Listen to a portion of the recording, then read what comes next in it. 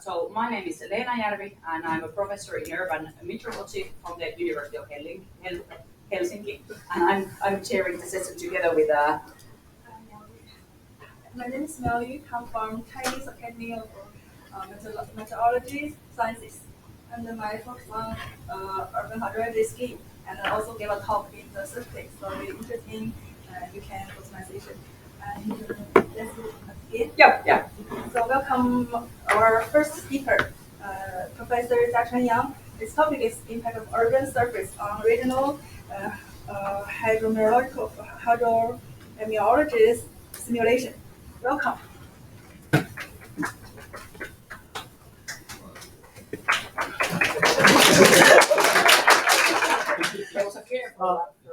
I'm just getting started. Okay. All right. Thank you everyone for coming back after a quick lunch.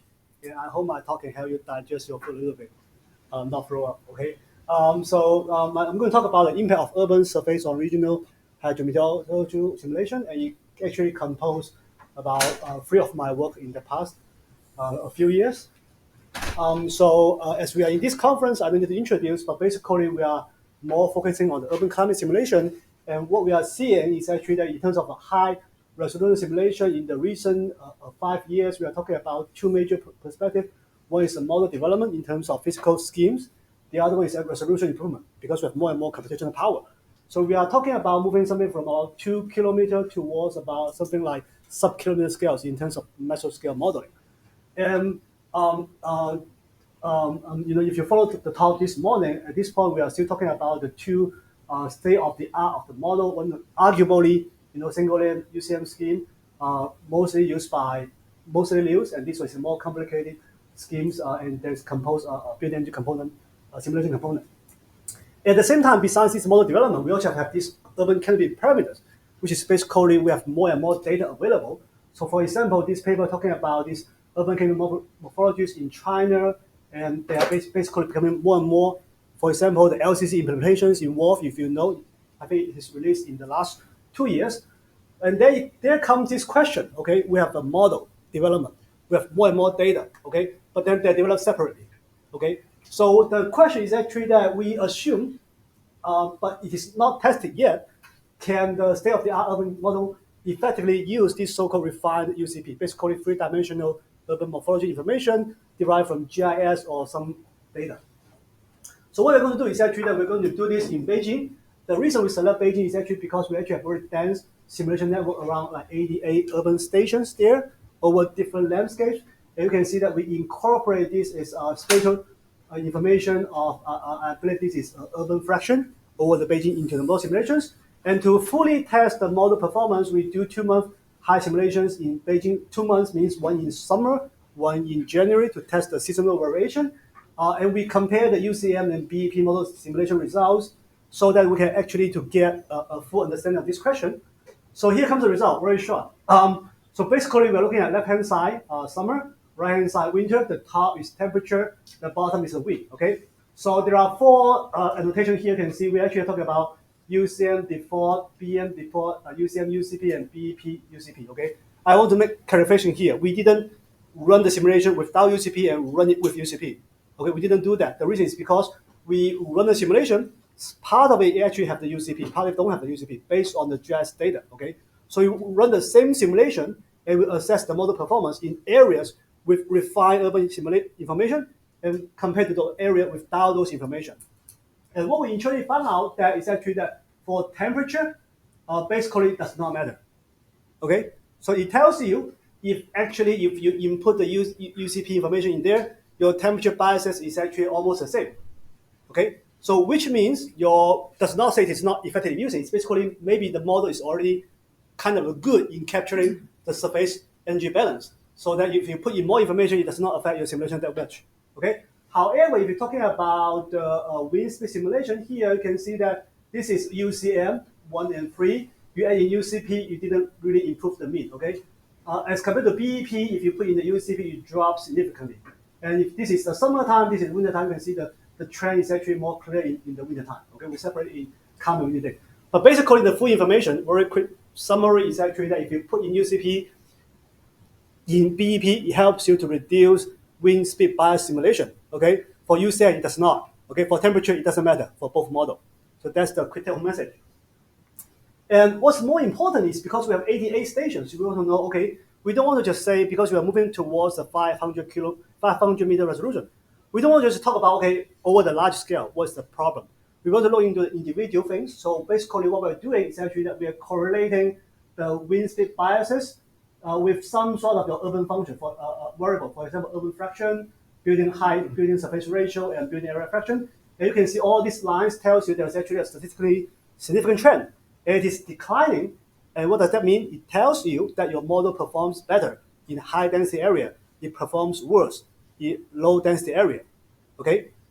And as a result, what we found out is actually that for that the red line is actually for UCM, and then the blue line is actually for BEP. Okay, even after you put in the UCP, your BEM you still have these biases. And basically, it tells you there's actually a systematic biases in the existing models that it tends to perform not that well in the low density urban areas due to parameterization schemes. Okay, and that's what we need to do. Basically, that you're only improving the data is not enough. So that on that question, we found out that the wrong hypothesis is actually that refined urban canopy parameters can not improve these urban climate simulations.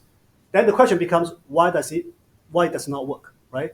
So we go into the model, we go especially go into UCM, and then we check out all these functions, basically the momentum exchange coefficient for the canyon. C momentum for canyon is actually based on a function that developed for the vegetation canopy developed in 1963.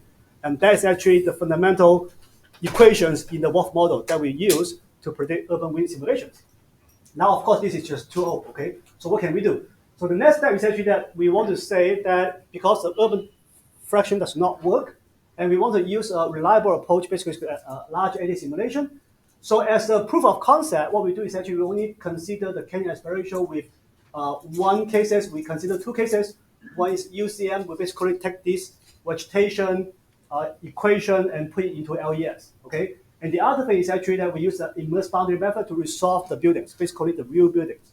And we do two cases, 2D geometry, 3D geometry. You can see the red color means it's higher building, blue color means lower. That basically we have considered sort of like building height variability in the urban area, okay? And what we eventually found out is that this is exchange momentum exchange coefficient we estimate from the LES, and we found out that the yellow bar is actually much higher than a gray bar in the 2D geometry. So basically, if you're talking about 2D canyon, okay, your UCM parameterization will actually significantly overestimate it.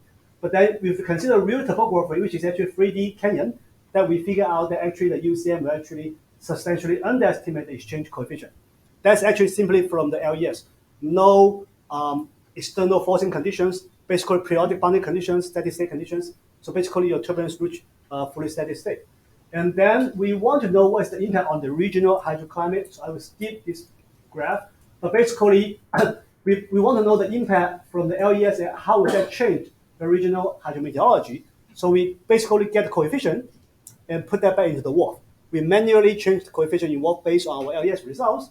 And as you can see, the black is actually the control case here. Your momentum does not change, okay? But basically, we use the LES-based momentum exchange coefficient. You can see it changes with the wind direction because we have 3D dimension, okay? We actually will change with the wind direction comes differently. Your frontal area density will change, okay? So that's why your momentum exchange coefficient also change. And then we put it at Phoenix, okay, to see its impact. So let me remind you again, we only consider the aspiration of one cases, okay? So this is a proof of concept instead of a real simulation. So basically, we assume Phoenix is actually a big trunk, same high city, same level, because we're only able to run our computational resources only able to support us to do those things, okay? But we consider that the change in the exchange coefficient with respect to the wind direction. And what we found out is actually that if you use the LES results, basically you will increase the roughness. And if you simply only put in your urban variables, you will actually decrease your roughness. Okay, so in this case, the moisture comes from this direction, and if you can see with the moisture minus control, what you will see is actually you have the increase of the rain downwind because your urban roughness decrease, so that your moisture will actually pass through the city. Okay, now in this case, because you implemented this LES-based results to increase the momentum, so actually the city stops the wind a little bit here, and then another part of the moisture is actually diverged, bypass here. The wind comes in this direction. Okay. So now that's actually our first two study, and our last study is actually that what we do is actually we look at the wind speed simulations. We look at one case study, and it makes me feel, okay, how about the city shape, right? We talk about all these things about city momentum, but what is actually the effect of city shape on urban rainfall? Because cities can develop in different shapes, okay, and this is a topic that I haven't seen any studies on that one. And again, you can see that we do a very idealized proof of concept simulations.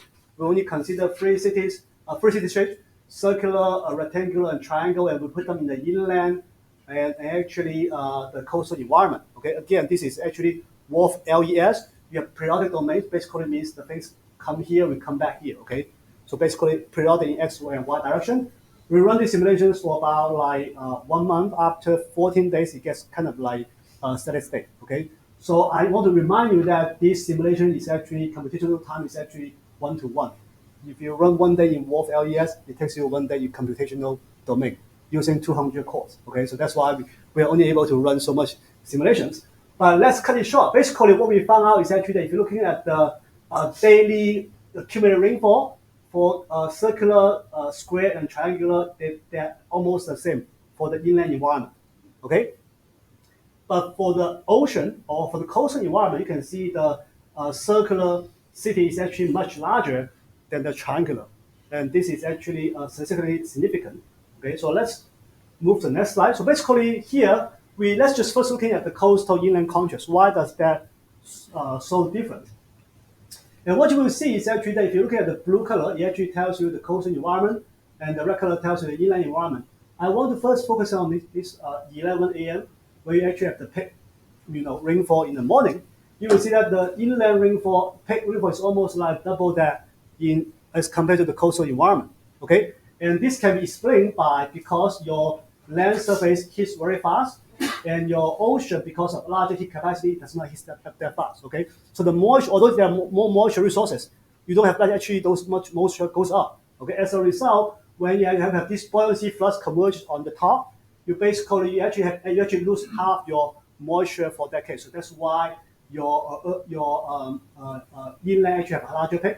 But then it comes to the cost, because after your rainfall, all those moisture goes down, and then you don't have actually the afternoon rainfall. Okay. On the other hand, in the afternoon, the blue ocean heats up, and then it can support the moisture for the development of the afternoon rainfall in the coastal environment. Now, what's more importantly is actually about the impact of the city shape. So what we are seeing here is actually for the inland area, they're actually more or less the same. That's the key message. Okay, because your urban area is the only center, so that all the moisture from the rural goes to the urban. They converge, they create the same rainfall. However, for the coastal environment, you can see we are talking about the peak here is actually about 2.4, and that's actually about like 40% larger than the triangular shape, which I will explain in the next graph. This is almost the last slide. Basically, we can see that you have a strong convection here with a circular shape. It actually develop this big convection. But then for the triangular shape, you basically have this outflow at the mid-level. Okay, so we can talk about it in more details. And this is a summary slide, and I'm happy any questions. Thank you for presentation. Anyone have a question or comment?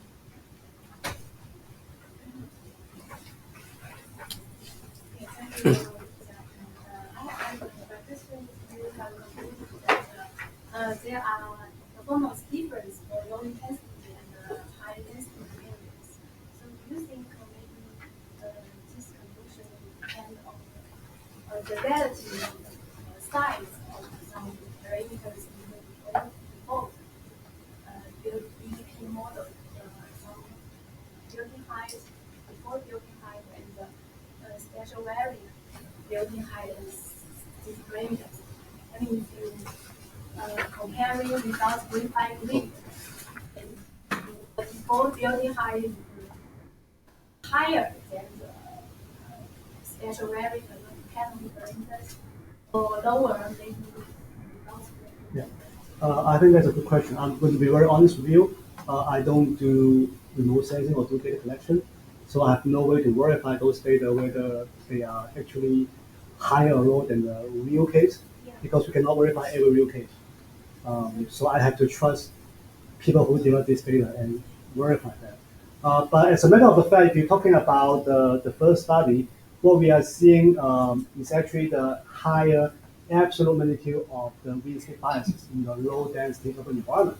But one thing that actually we talk about that later, but I haven't verified is basically we know that the wind speed is going to be higher in the low density area as compared to high density area.